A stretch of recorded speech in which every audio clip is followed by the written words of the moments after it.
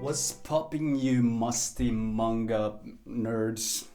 I asked y'all to hit me with some hot anime takes, and I'm gonna answer them in this video, so hopefully you enjoy. Don't forget to subscribe and turn on the bell notifications. It really helps out with the channel, and 90% of the people who watch my channel aren't subscribed, so I'd really appreciate it if you did. Also, if you want to see me do this again, don't forget to like the video. That's the best way to let me know that I'm doing well on the video and you want to see more. And you can leave your hot takes down in the comment section of this video, so that if I do it again, I can just pull up this vid, check out the comments, and discuss them. Alright, let's get into it. Edison says, old anime was more aesthetically pleasing. Also, Lane is better than Evangelion. I'll get back to that Lane is better than Evangelion thing later on in the video, but yeah, okay, old anime versus new anime. I'm honestly not sure if I have like an absolute preference. The 80s and 90s style Akira / Evangelion type of sci-fi aesthetic is probably one of my favorites out there. But then if we take DBZ for an example, I've never really found the anime that pleasing visually, although I absolutely adore the manga. And in recent years, some anime that I've found aesthetically very pleasing include Demon Slayer, Terror in Resonance, and controversially Akunohana, Flowers of Evil. For me, there's no absolute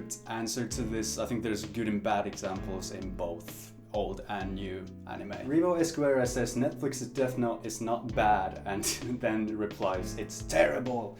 Yeah, I personally haven't seen it because everyone's just told me to not watch it, just skip out on it. I don't have an opinion, but I trust what everyone is saying just based on trailers and clips that I've seen. Yeah, I don't think that's a hot take, this is just the public opinion. Arin Contiwal, make a video on Monster. Will do, it's just a really long series and I don't know if I want to make a video about the manga or the anime, but someday I definitely will. It'll take a while, but that's coming. Newbie5252. People who shit on the ending of Erased just because their ship sunk are stupid because child grooming is wrong. I mentioned in my top 10 that for me the journey is more important than the destination while watching Erased. I don't really care for the ending that much. I don't hate it, I don't love it, it's kinda But yes, I'd say if the only reason you're hating on the Erased ending is because the ship sunk, that's kinda Bukru says, anime influence on Western media is probably the worst thing that could happen. I'm not sure what influence on Western media really means in this sense. Like rappers referencing anime in their lyrics, or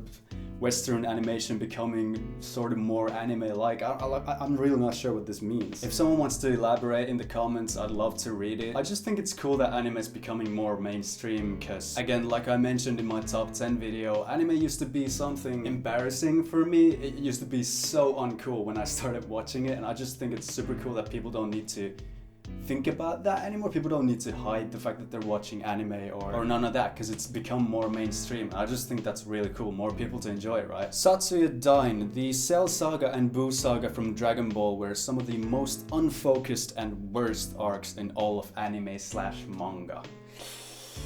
Well, this is funny because the Cell and Buu Saga are actually, they're my favorites out of Dragon Ball. I'm not an expert on writing and I don't want to pretend to be, so I can't really comment on unfocused, but worst? I disagree hardcore. I don't really have a better counter argument than I just like him. I just really like him. I guess I should give a hot take of my own. This is gonna piss off a lot of Dragon Ball fans, but my least favorite saga is the Frieza saga that literally everyone praises to death. That should probably give you an idea of how poorly I understand good writing. I don't know, I just kind of go with the vibes more than analyzing shit that deeply. There are some stories in anime and manga obviously that make me think, like Yasumi Punpun. I'll be making a lot of videos about that, but those are very rare for me. And Dragon Ball is definitely not a series that I feel like I could do any sort of analysis about, because it just doesn't make me think that much. It's just and you know, it's just entertaining. I don't dislike the Frieza saga. Let me make that clear. I think it's good and I like it, but I just prefer pretty much all of Dragon Ball more than the Frieza saga. Kieran McName, end of Evangelion is the real ending. Episode 26 is just under budget. End of Evangelion is the true end of Evangelion. Isn't that just true? Where's the hot take? Isn't that just like how it goes? Isn't that just true? Seda Tealth, I'm sorry I'm butchering that one. Neon Genesis Evangelion is boring. I kind of agree. I have a kind of love-hate relationship with Ava because I enjoyed it, but I also did get bored on numerous occasions while watching it, and the ending in the actual TV series and end of Evangelion, neither of them really made me go, oh wow. I feel like Ava constantly felt like throughout the series that it was building up to something really big, and then just kind of fell flat, which is why it wasn't in my top 10. I didn't even give it an honorable mention, although I have seen it. It just didn't do it for me personally, but I do recognize that it is good, and I understand why people love it so much, and I understand why it's kind of a controversial anime in that sense, that people either love it or they either hate it. I feel like I'm in the middle, and obviously there are always people who are in the middle, but this is probably my favorite one. The Negotiator says, the word overrated has become very overrated. A lot of the comments on my community post were just people saying this show is better than this show, or this series is overrated, or this series is underrated. And depending on the context, I don't get overrated, honestly, but